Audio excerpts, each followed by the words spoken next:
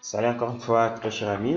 Nous continuons encore une fois avec notre module, c'est Revit de la partie structure. Après avoir fini notre modèle, nous voulons entamer maintenant la partie de fondation. C'est beaucoup Fapoli qui présente encore une fois cette formation toujours. C'est notre chaîne YouTube, telle que vous connaissez très bien.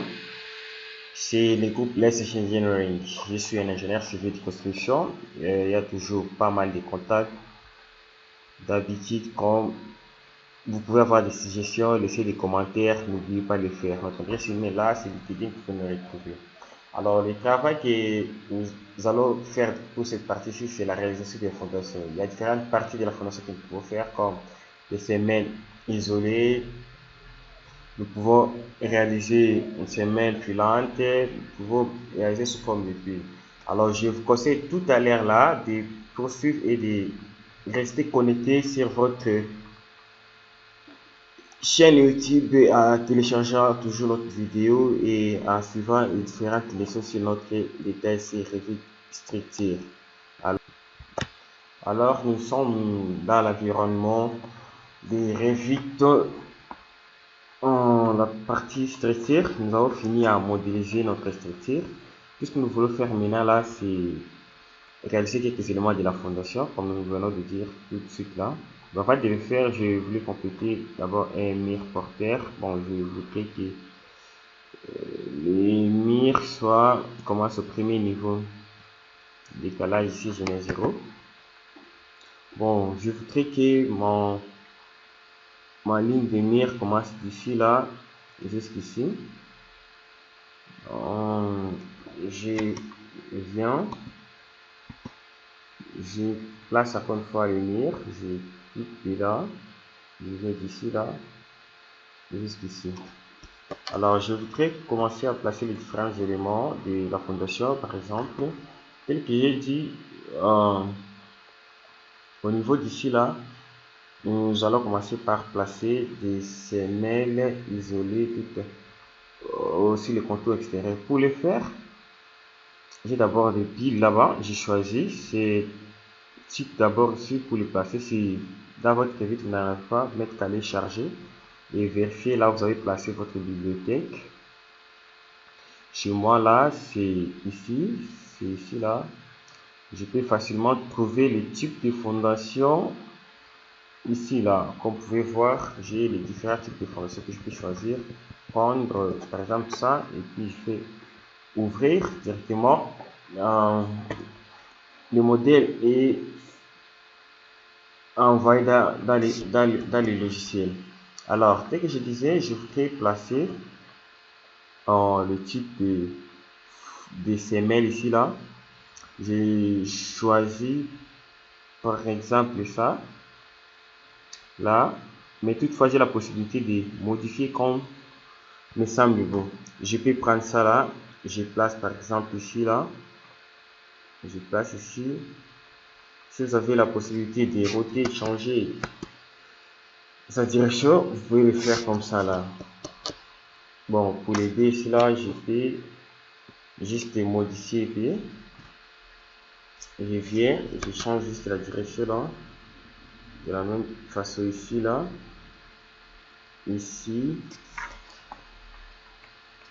je viens toujours, je peux mettre ici là, je peux placer là, je peux placer là, je peux placer là, je peux placer ici, je peux placer ici, je peux placer même là. Alors après avoir fini à placer ce type de fondation là, j'ai la possibilité de placer aussi d'autres du type en pile. Alors je prends par exemple les cas ici là, je viens, je place ici, je place là, je place mes piles là-bas au niveau intérieur. C'est là le type de choix de fondation que vous avez calculé et avec votre résultat du calcul. Ça ne suffirait pas de placer arbitrairement, tout ceci c'est le résultat du calcul qui permettra de placer telle ou telle autre chose. Alors pour le logiciel, je vous apprends seulement comment est-ce que vous pouvez être à mesure de venir appliquer ces différents éléments dans votre modèle structural. Alors, en ayant placé tous ces modèles-là, vous pouvez avoir aussi la possibilité de placer des fondations du type filante. Alors, pour ce faire, c'est pas assez difficile. Il faut juste avoir une partie de construction linéaire comme mire et autre chose. Par exemple, pour notre cas ici, nous avons placé des mires porteurs qui peuvent recevoir la partie filante. Pour cette petite application, nous pouvons prendre ça là, ou soit nous modifions notre modèle en faisant quoi? En dupliquant, nous pouvons prendre l'épaisseur de la fondation comme indiqué là. À largeur, je peux par exemple dire que je pouvais après le calcul 0.5 par exemple. En fait, ça dépend. Et puis j'ai fait OK. Alors en appliquant, si je viens, je peux seulement cliquer une fois. J'ai ce type de fondation là, filante, semelle filante, directement réalisé. Alors je vous conseillerais tous, par exemple pour le cas des radiers, c'est épais comme la dalle du jour. Vous prenez ça, prendre la partie rectangulaire, vous placez comme la dalle et puis vous validez par OK. Alors, très cher ami, je suis sûr que cette partie-ci va quand même vous aider aussi pour la partie fondation.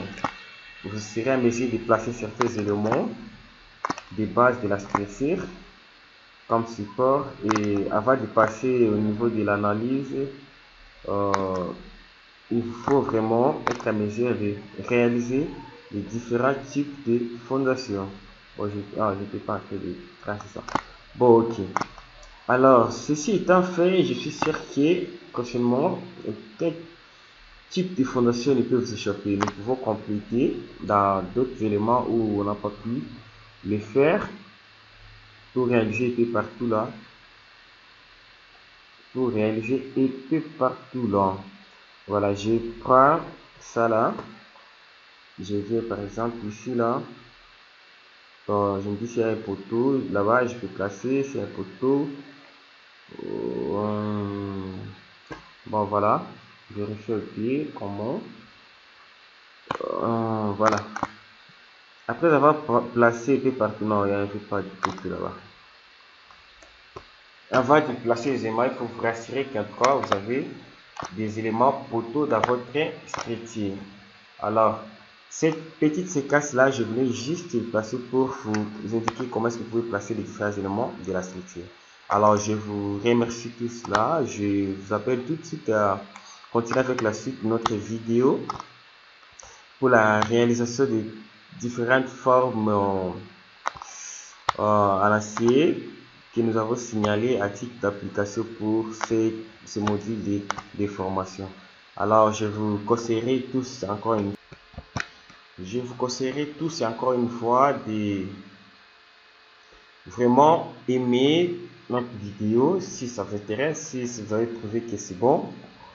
Et je vous conseillerais encore une fois, si vous n'êtes pas inscrit, de vous inscrire à notre chaîne YouTube parce qu'il y a régulièrement différentes leçons que nous laissons toujours à votre disposition pour que vous améliorez votre façon de faire. C'est les différents outils des ingénieurs et des architectes. Alors, je vous indique que la chaîne c'est LHC Engineering. Ça serait avec plaisir à voir vos commentaires, laissez là d'ici là et votre suggestion. Merci beaucoup pour la suite.